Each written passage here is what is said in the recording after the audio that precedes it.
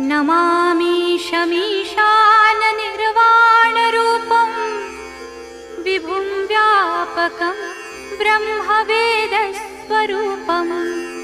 अजं निर्गुणं निर्विकल्पं निरीहं चिदाकाशमाकाशवासं भजेऽहम्